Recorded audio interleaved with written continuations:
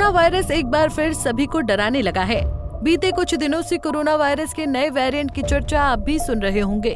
देश में एक बार फिर कोरोना वायरस ने दस्तक दी है, लेकिन राहत की बात ये है कि ये वायरस पहले की तरह रफ्तार से नहीं फैल रहा है और न ही किसी को ज्यादा नुकसान पहुंचा रहा है।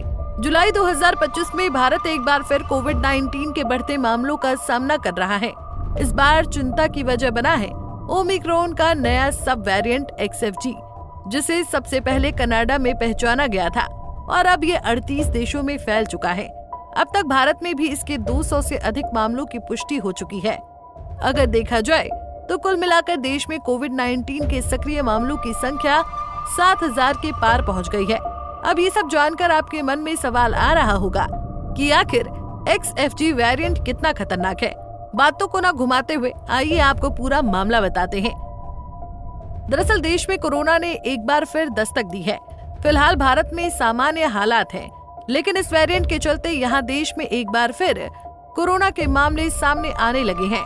जानकारी के मुताबिक इस बार वायरस का रूप बदला हुआ है, जिससे संक्रमण का तरीका और असर भी बेहद अलग नजर आ रहा है।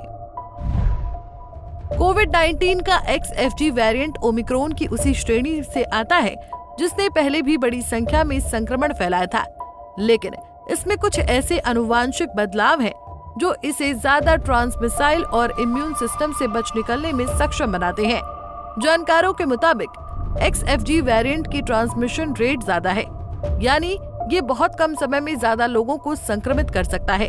हालांकि अधिकांश लक्षण ओमिक्रॉन जैसे ही हैं, जैसे बुखार, गले में खराश, खांसी, थकान, लेकिन कुछ मामलों में आंखों में जलन, पेट खराब और सिर दर्द जैसे लक्षण भी सामने आए हैं। इसे लेकर स्वास्थ्य विशेषज्ञों का मानना है कि XFG वेरिएंट फिलहाल उतना घातक नहीं है जितना कि डेल्टा या ओमिक्रॉन की पहली लहरें थी, लेकिन इसकी इम्यूनिटी बाईपास कराने की क्षमता इसे साइलेंट स्प्रेडर बना सकती है, यानी बहुत से संक्रमित लोग बिना लक्षणों के भी दूसरों को संक्रमित कर सकते हैं। इस नए वेरिएंट के देश भर में अब तक कुल 206 मामले दर्ज किए जा चुके हैं। महाराष्ट्र में इसके सबसे अधिक 89 केस सामने आए हैं। इसके बाद पश्चिम बंगाल में 49, तमिलनाडु, केरल, गुजरात और दिल्ली में भी संक्रमण के मामले मिले हैं। केवल मई माह में ही 159 नए केस रिपोर्ट किए गए थे। मध्य प्रदेश में भी ये वेरिएंट तेजी से फैल रहा है। एम्स भोपाल की ताजा रिपोर्ट के अनुसार राज्य में सामने आए कुल 44 सैंपलों में से 28 में XFG वेरिएंट की पुष्टि हुई है, यानी यहाँ 63% से अधिक केस इसी वेरिएंट से जुड़े हैं।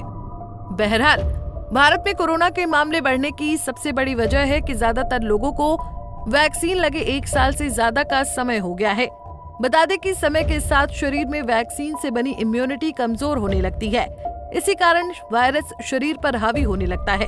खैर, कोविड-19 के मरीजों की संख्या में काफी कमी देखी गई है, लेकिन अभी भी कोविड के कारण सभी राज्य सरकारें हाई अलर्ट पर हैं।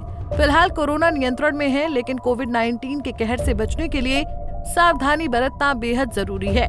कोविड के इस दौर में जरूरी है कि हम सभी सतर्क रहें, मास्क पहनें, भीड़ भाड़ वाले इलाकों में जाने से बचें और जरूरत पड़ने पर कोविड-19 टेस्ट कराएं।